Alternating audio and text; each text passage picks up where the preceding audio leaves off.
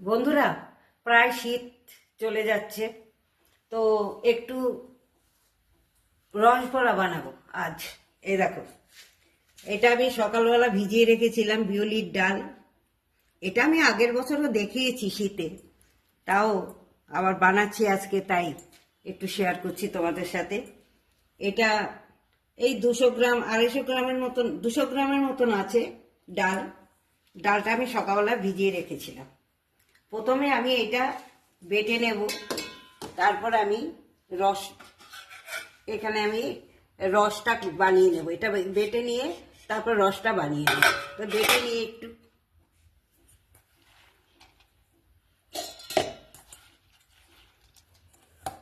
এটা সেরকম কোনো ব্যাপার না, ওই রসটা বানাবো, তারপরে এটা একটু যা ফেটাতে একটু যা সময় লাগবে, এই এছাড়া আর কোনো ব্যাপার নেই।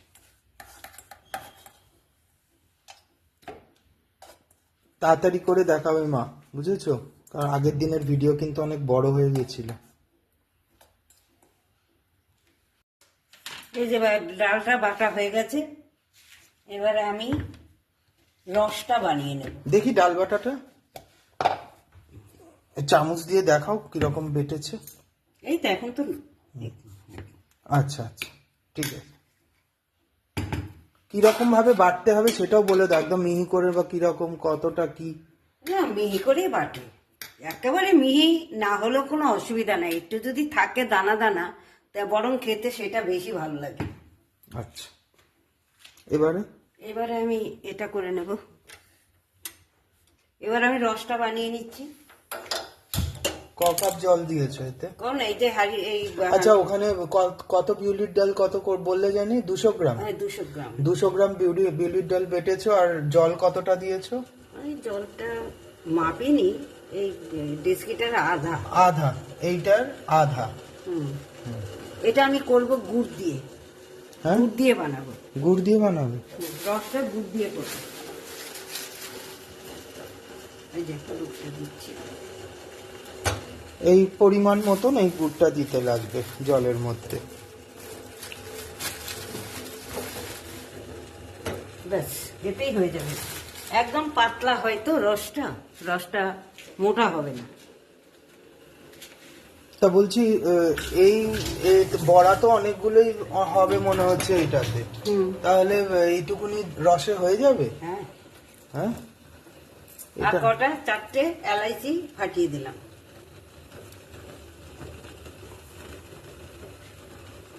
আমি এটা ফাটিয়ে নিচ্ছি। এবারে এটাকে ফাটাবে। হুম, একটা বাটিতে এটা তুলে নাও। এটা দিয়ে হয়ে গেছে হ্যাঁ, এটা? এটা দিয়ে ফাটে। আমার এই গুড়টা পুরো গলে গেছে তো একদম। না, ওটা হোক আস্তে আস্তে। আর একটুখানি আছে নিচে, হোক আস্তে আস্তে। জলটা কমে যাবে না? কমিয়ে দেখ, আস্তে আস্তে হোক।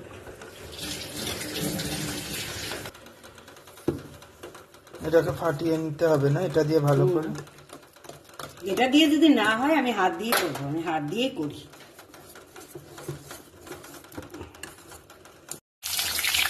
এই সাবধানে উল্টে পাল্টাতে হবে, বুঝেছো? তা নাহলে কিন্তু ভেঙে যাবে। না, ভাঙবো চাই, এগুলো ভাঙে না।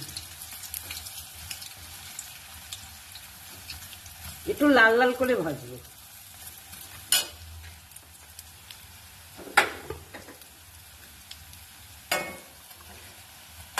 হয়ে গেছে না আরো লাল করতে হবে? না, লাল করে ভাজবো একটু, নাহলে এগুলো না ভেঙে যায়।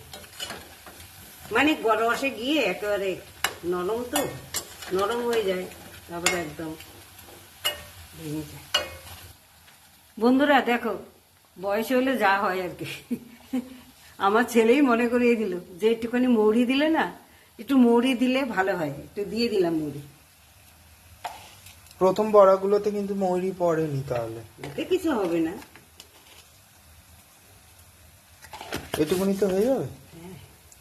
আর তো মুখে পড়লে আবার বিরক্ত লাগে না। লাল হয়ে গেছে তো, এবার হয়েছে? হ্যাঁ, এবার হয়ে গেছে, এবার নামিয়ে মানে এরকম লাল লাল করে তুলতে হবে। লাল লাল করে ভাজবো।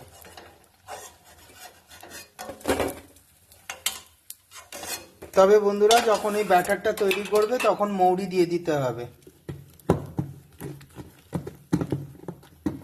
তো এইগুলো ভেজে নাও বড়াগুলো, হ্যাঁ না? একটু দে তো গৌরী। হয়ে গেছে সব ভাজা? হুম। তেল তো সব শেষই হয়ে গেল। ওইটুকুই দেয়, সব দিয়ে দিই। হ্যাঁ, ওইটা যেটা দিয়েছিলাম ওই এতগুলো বড়া ভাজলে তো ওটা তো লাগবেই। এতগুলো বড়া হয়েছে। এই এতগুলো হয়েছে নাকি অল্প করে ভাজলে? না শেষ হয়েছে, ওই তো বাটি বার করে দিলাম। এ দেখো সব হয়ে গেল, এবারে হ্যাঁ, গ্যাসটা বন্ধ বন্ধ করে করে দাও। এটা কি পুড়ে পুড়ে গেল নাকি? না না একটুখানি করেছি। এই কি এবারে সব দিয়ে দিচ্ছি এর মধ্যে। রসে? হ্যাঁ, রসে ডুবিয়ে দিলাম। একটু লেগে ওটাই বেশি খেতে ভালো লাগে।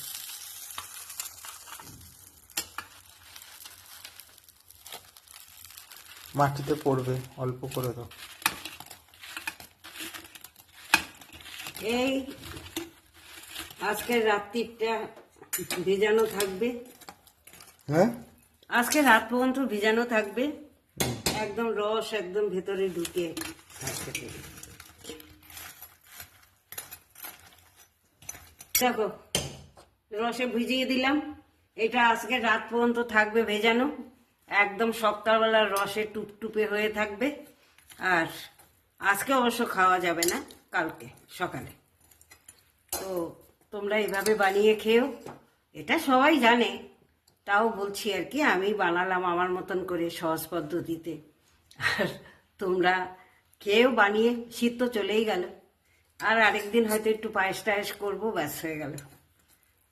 আর তো আর তো এই হলো রস বড়া। রস বড়া।